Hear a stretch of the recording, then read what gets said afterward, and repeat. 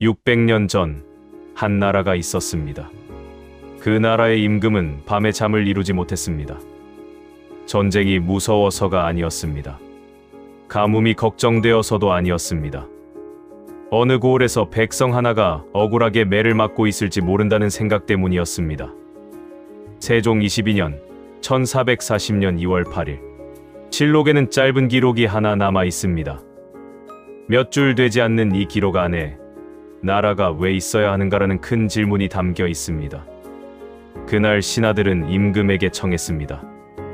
백성을 괴롭히는 관리가 있으면 소문만으로 벌하지 말고 정확히 누가 잘못했는지 밝혀서 그 사람만 벌하자는 것이었습니다. 평범해 보이는 이야기입니다. 하지만 이 안에는 두 가지 마음이 함께 있습니다. 억울한 사람을 만들지 않으려는 마음, 그리고 죄지은 사람은 반드시 찾아내려는 마음입니다. 이 두 마음을 함께 지키는 일은 쉽지 않습니다. 차 한 잔 앞에 두고 편하게 들어주시기 바랍니다. 옛날 이야기가 아닙니다. 오늘 우리가 사는 이야기입니다. 큰 사건도 아닙니다. 전쟁도 아니고 정변도 아닙니다. 그냥 조용한 회의 하나였습니다. 하지만 그 조용한 회의 안에 한 나라의 진짜 얼굴이 담겨 있습니다. 지금부터 30분 천천히 이야기해 드리겠습니다. 실록에 남은 그날의 기록을 있는 그대로 읽어드리겠습니다. 출처 세종실록 88권 세종 22년 1440년 2월 8일 기사 제목은 이렇습니다. 사헌부가 감사 수령 탄핵 시 정확히 조사하여 잘못을 저지른 자를 분명하게 특정할 것을 명하다. 본문은 이렇습니다. 의정부에서 아뢰기를 국가에서 풍문으로 거액하는 법을 금하게 한 것은 그 사정으로 양선한 일을 얼거놓아 음해할까 염려한 까닭이었습니다. 그러나 수령은 백성에 가까운 관직으로 용렬한 무리가 있어서 탐호하여 정치를 어지럽게 하고 생명에 폐해를 끼칠까 염려되므로 헌부로 하여금 풍문으로 거액하게 한 것은 실로 악을 징계하고 백성을 사랑하는 좋은 법이었사온데 근년 이래로 헌부에서 감사나 수령의 범행을 듣고서는 지명하여 말하지 아니하옵고 범연하게 도내의 사신이나 수령이 범행한 것이 있다 하오므로 감사가 적확히 알지 못하고 범범하게 차사원을 보내어 두루 국문하게 되므로 무고한 사람도 추액당하게 되었고 혹은 남용까지 하게 되어 사체에 어긋나오니 지금부터는 감사나 수령의 범행이 있사오면 모름지기 살펴서 적확하게 알고서 직접 범행한 자를 탄핵하게 하옵되 무고한 사람이 함께 소요의 폐해를 받음이 없게 하옵소서 하니 그대로 따랐다. 여기서 한 가지 짚어드리고 싶은 것이 있습니다. 이 말을 한 사람은 세종이 아닙니다. 신하들의 모임인 의정부가 임금에게 올린 건의입니다. 세종은 그 말을 듣고 그대로 따랐다. 고만 기록되어 있습니다. 짧지만 뜻이 깊은 말입니다. 쉽게 풀어드리면 이런 내용입니다. 예전에는 소문만으로도 관리를 탄핵할 수 있었습니다. 나쁜 관리를 막으려는 좋은 법이었습니다. 그런데 사헌부가 누가 잘못했는지 정확히 말하지 않고 고을 어딘가에 나쁜 관리가 있다는 식으로만 보고했습니다. 그러자 감사는 누구를 조사해야 할지 몰라 그 지역 전체를 뒤졌습니다. 죄 없는 사람까지 끌려가 매를 맞았습니다. 의정부는 이 문제를 정확히 짚었습니다. 나쁜 관리는 벌해야 합니다. 하지만 그 벌이 죄 없는 사람에게까지 가서는 안 됩니다.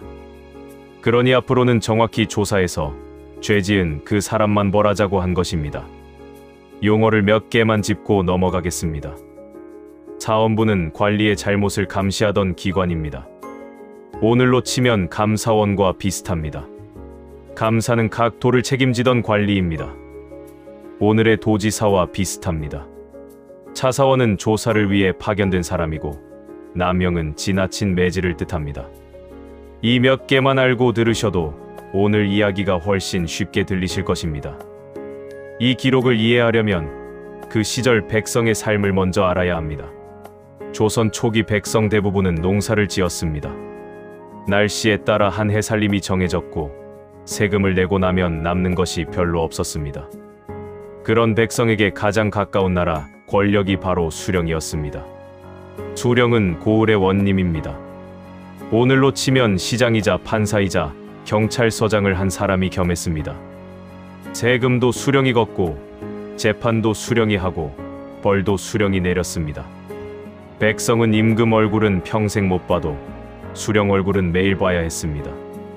백성에게는 수령이 곧 나라였습니다. 그래서 수령이 어떤 사람이냐에 따라 고을 전체의 삶이 달라졌습니다. 청렴한 수령을 만나면 흉년에도 살만했고 탐욕스러운 수령을 만나면 풍년에도 곳간이 비었습니다. 실록에는 수령의 수탈을 견디다 못해 고향을 떠난 백성들 이야기가 자주 나옵니다. 세종은 이 문제를 잘 알고 있었습니다. 수령을 뽑을 때마다 신중했고 흉년이 들면 백성을 도우라 명했습니다. 그래서 사원부에게 소문만으로도 수령을 조사할 힘을 준 것입니다. 부패를 막기 위한 특별한 장치였습니다. 그런데 세종 22년 이 장치가 잘못 쓰이기 시작했습니다. 사원부가 막연하게만 보고하니 감사는 누구를 조사해야 할지 몰라 온 고을을 뒤졌습니다. 죄 없는 사람들까지 불려가 매를 맞았습니다. 백성을 지키려던 법이 거꾸로 백성을 괴롭히는 법이 되어버린 것입니다. 좋은 뜻으로 만든 제도도 운용을 잘못하면 정반대의 결과를 낳을 수 있습니다. 그날 조정은 바로 그 모습을 목격하고 있었습니다. 의정부는 이 어긋남을 정확히 짚었습니다. 그리고 세종은 그 말을 그대로 받아들였습니다. 신하가 문제를 정확히 짚었을 때 임금이 그 말을 알아듣고 즉시 받아들이는 것. 이것이 세종의 중요한 면모였습니다. 수령이 지켜야 할 임무는 7가지로 정해져 있었습니다. 농사를 잘 짓게 할 것, 백성을 늘릴 것, 학교를 세울 것, 세금을 고르게 매길 것, 소송을 빨리 처리할 것, 못된 무리를 없앨 것. 하나같이 백성의 삶과 맞닿은 일이었습니다. 수령이라는 자리는 처음부터 백성을 위해 만들어진 자리였습니다. 이제 이 기록이 우리에게 묻는 질문들을 함께 생각해 보겠습니다. 첫째, 청렴이란 무엇일까요? 흔히 뇌물을 받지 않는 것이라 생각합니다. 하지만 이 기록은 다르게 말합니다. 청렴이란 자기가 가진 힘을 정확하고 절제해서 쓰는 것입니다. 사원부는 뇌물을 받지 않았습니다. 다만 정확하게 조사하는 수고를 하지 않았을 뿐입니다. 그런데도 죄 없는 사람이 다쳤습니다. 게으른 정의는 정의가 아닙니다. 둘째, 권력이란 무엇일까요? 수령의 힘은 오늘날 우리 생각보다 훨씬 컸습니다. 세금도, 재판도, 형벌도 수령 손에 달려 있었습니다. 권력은 그 자체로 좋지도 나쁘지도 않습니다. 다만 도구입니다. 쓰는 사람 마음에 따라 백성을 살리는 도구도 되고 해치는 도구도 됩니다. 셋째, 사람은 왜 권력을 가지면 변할까요? 한 가지 이유는 권력이 사람을 외롭게 만들기 때문입니다. 힘을 가진 사람 곁에는 점점 듣기 좋은 말만 하는 사람이 모입니다. 옳은 말을 해주던 사람도 시간이 지나면 눈치를 봅니다. 그렇게 권력자는 현실과 멀어집니다. 또 다른 이유는 권력이 책임을 흐리게 만들기 때문입니다. 혼자 있을 때는 자기 행동의 결과를 자기가 감당합니다. 하지만 힘을 가지면 그 결과가 아랫사람에게 혹은 제도 뒤로 분산됩니다. 책임이 나뉘면 죄책감도 옅어집니다. 그래서 권력을 가진 사람은 점점 더 대담해집니다. 넷째, 욕심은 왜 끝이 없을까요? 배는 부르면 더 못 먹지만 욕심에는 그런 한계가 없습니다. 채울수록 오히려 커집니다. 처음엔 작은 부정에서 시작한 관리가 시간이 갈수록 더 큰 잘못을 저지르게 되는 이유입니다. 수령이 처음 부임할 때는 대개 백성을 잘 다스리겠다는 마음으로 시작합니다. 그런데 작은 뇌물 하나를 못 본 척 넘기고 부하의 부정을 눈 감아주다 보면 그 편함에 조금씩 익숙해집니다. 그렇게 작은 잘못이 큰 잘못으로 자라납니다. 다섯째, 정의는 뜨거운 것일까요? 차가운 것일까요? 우리는 정의를 분노와 함께 떠올립니다. 하지만 이 기록이 보여주는 정의는 차분합니다. 감정을 앞세우지 않고 사실을 확인하고 정확히 그 사람에게만 책임을 묻는 것. 뜨거운 정의는 통쾌하지만 차가운 정의만이 죄 없는 사람을 지켜줍니다. 소문이라는 것 자체에 대해서도 생각해 볼 필요가 있습니다. 소문에는 작은 진실의 씨앗이 들어있기도 합니다. 하지만 그 씨앗이 사람들 입을 거치며 부풀고 뒤틀립니다. 소문은 조사를 시작하는 출발점은 될 수 있어도 조사를 마무리하는 결론이 되어서는 안 됩니다. 이 모든 질문은 결국 하나로 모입니다. 사람은 자기 힘을 어떻게 다뤄야 하는가? 세종의 시대는 이 답을 제도로 만들려 했습니다. 힘을 가진 자를 감시하되 그 감시조차 정확하고 절제되어야 한다는 것입니다. 여섯째, 다수와 소수의 문제입니다. 죄를 지은 관리는 소수였을 것입니다. 하지만 그 소수를 정확히 가려내지 못해 고통받은 사람은 다수였습니다. 10사람이 나누어 겪는 억울함도 결국 10사람 각자에게는 온전한 억울함입니다. 고통은 나눈다고 작아지지 않습니다.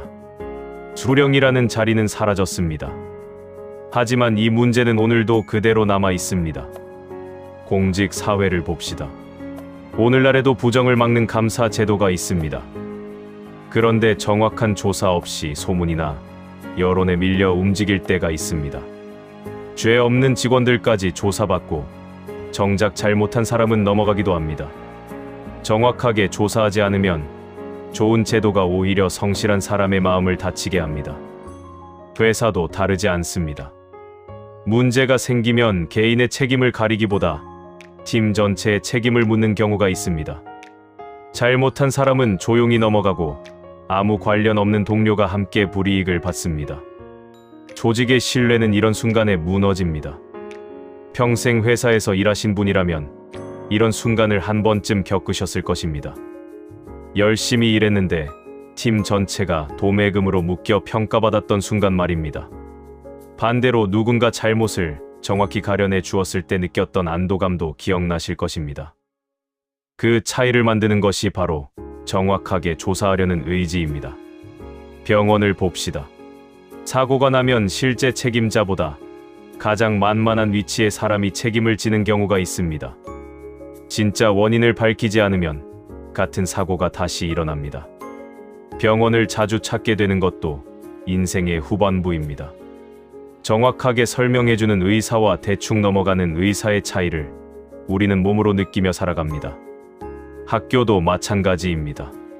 정확한 사실 확인 없이 소문으로 학생이나 교사를 낙인 찍는 일이 있습니다. 진실이 나중에 밝혀져도 이미 그 사람의 명예는 회복하기 어렵습니다. 오랫동안 교단에 서셨던 분이라면 이 말의 무게를 누구보다 잘 아실 것입니다. 가정을 생각해 봅시다. 아이들이 다투면 누가 잘못했는지 확인 않고 그냥 다 같이 혼내는 경우가 있습니다. 진짜 잘못한 아이는 넘어가고 억울한 아이만 상처를 입습니다. 그 상처는 생각보다 오래갑니다. 손주를 보시는 분들도 마찬가지입니다. 형제끼리 다투면 괜히 손이 아이만 나무라기 쉽습니다. 하지만 나이가 많다고 늘 잘못이 큰 것은 아닙니다. 손주 각자의 이야기를 끝까지 들어주는 것, 그것도 사랑입니다. 오늘날 소문은 조선시대보다 훨씬 빠르게 퍼집니다. 조선시대 소문은 입에서 입으로 전해져 하루 이틀이 걸렸습니다. 오늘날 소문은 화면 하나 누르면 순식간에 수십만 명에게 전해집니다. 확인 없이 퍼지는 비난이 한 사람의 삶을 무너뜨릴 수 있는 시대입니다. 그래서 우리에게 필요한 신중함은 세종시대 신하들보다 오히려 더 커야 합니다. 잘못을 벌하는 일은 옳습니다. 하지만 그 벌은 반드시 정확히 그 사람에게만 향해야 합니다. 이것이 정의가 정의답기 위한 최소한의 조건입니다. 이제 이 이야기를 우리 삶으로 가져와 보겠습니다. 첫째, 정직입니다.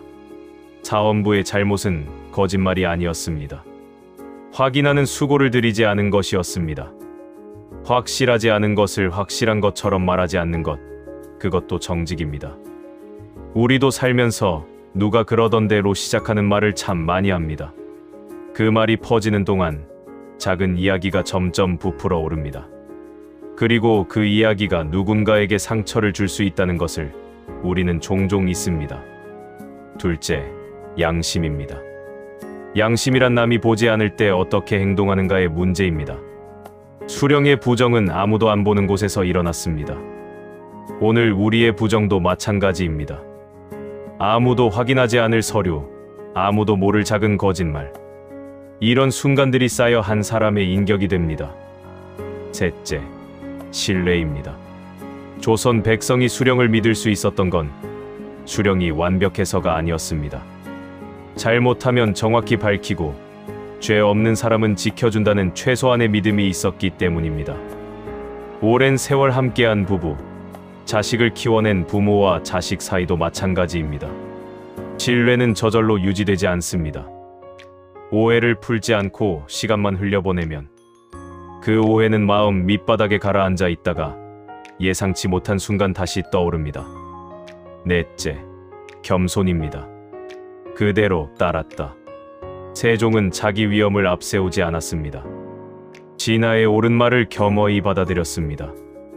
많이 아는 사람일수록 자기가 모르는 것이 얼마나 넓은지 압니다. 그것이 진짜 겸손입니다. 살면서 우리는 자기 판단이 옳다는 확신에 사로잡힐 때가 있습니다. 오랜 경험을 쌓아온 분일수록 그 확신은 더 단단해지기 쉽습니다. 하지만 확신이 굳어질수록 다른 사람 말에 귀를 닫게 될 위험도 커집니다. 세종은 조선 최고의 학식을 가진 임금이었지만 신하의 말이 옳으면 주저없이 받아들였습니다. 다섯째, 책임입니다. 풍문거에게 문제는 결국 책임을 정확히 묻지 않은 데서 시작됐습니다. 누구 잘못인지 특정하지 않으면 죄 없는 모두가 함께 그 책임을 짊어지게 됩니다. 책임을 정확히 묻는 일은 누군가를 벌하기 위한 일이기 이전에 죄 없는 사람을 지키기 위한 일입니다. 여섯째, 인간의 품격입니다. 품격은 화려한 말이나 지위에서 나오지 않습니다. 힘을 가졌을 때 그 힘을 어떻게 쓰는가에서 드러납니다. 나이가 들수록 이 품격은 더 또렷해집니다. 후배에게, 자식에게, 이웃에게 어떤 사람으로 기억되고 싶은가? 그 답은 결국 우리가 힘을 가졌을 때 어떻게 처신했는가에 달려 있습니다. 살아오시면서 여러분도 크고 작은 권한을 쥐어보셨을 것입니다. 직장에서 후배를 평가하는 자리, 가정에서 자녀를 이끄는 자리, 마을에서 어른으로 존중받는 자리. 그 자리에서 우리가 얼마나 정확했는지, 얼마나 절제했는지 돌아볼 필요가 있습니다. 돌아보면 누구나 이런 순간이 있으실 것입니다. 확인 없이 누군가를 오해했던 순간, 혹은 반대로 오해를 받았지만 해명할 기회조차 없었던 순간. 억울함은 인간의 감정 가운데 유난히 오래 남습니다. 완벽하게 살아온 사람은 없습니다. 다만 오늘부터라도 조금 더 정확하고 조금 더 신중해지려는 마음. 그것이면 충분합니다. 다시 세종 22년 2월 8일로 돌아가 봅니다. 그날 조정에서 오간 말은 화려하지 않았습니다. 소문으로 벌하지 말고 정확히 조사해서 죄지은 사람만 벌하자는 지극히 상식적인 이야기였습니다. 하지만 그 상식을 실제로 지키는 일은 결코 쉽지 않습니다. 그때도 그랬고 지금도 그렇습니다. 세종은 그 상식적인 건의를 듣고 그대로 따랐습니다. 거창한 명령도 훈시도 없었습니다. 옳은 말을 듣고 그대로 실행에 옮겼을 뿐입니다. 어쩌면 이것이 좋은 정치가 가진 가장 단순하고도 어려운 모습일지 모릅니다. 600년이 지났습니다. 그러나 세종의 신하들이 걱정했던 일, 힘을 가진 자가 그 힘을 함부로 써서 죄 없는 사람이 고통받는 일은 오늘도 우리 곁에 있습니다. 무대만 고을 관하에서 회사와 학교와 병원과 가정으로 옮겨왔을 뿐입니다. 우리는 그 무대 위에서 때로는 힘을 가진 사람으로, 때로는 힘없는 사람으로 살아갑니다.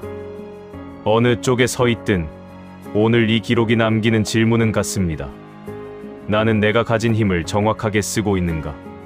확인하지 않은 것을 확인한 것처럼 말하고 있지는 않은가? 나로 인해 죄 없는 누군가가 고통받고 있지는 않은가? 세종이라는 임금을 떠올리면 흔히 훈민정음과 치국이 같은 화려한 업적이 먼저 떠오릅니다. 하지만 오늘 함께 읽은 이 짧은 기록은 그 화려한 업적 뒤에 있던 조용한 원칙 하나를 보여줍니다. 백성을 괴롭히는 자는 반드시 가려내어 벌하되 죄 없는 백성은 단 한 사람도 다치게 하지 않겠다는 원칙입니다. 그 조용한 원칙이 있었기에 그 화려한 업적에도 온기가 담길 수 있었습니다. 오늘 이야기를 거창한 결심으로 마무리할 필요는 없습니다. 다만 내일 아침 누군가에 대해 말하기 전에 한 번 더 확인하는 것.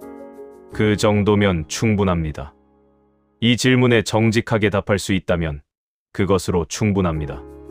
오늘 이야기는 여기서 마치겠습니다. 다음에 또 조용한 밤 이 자리에서 뵙겠습니다.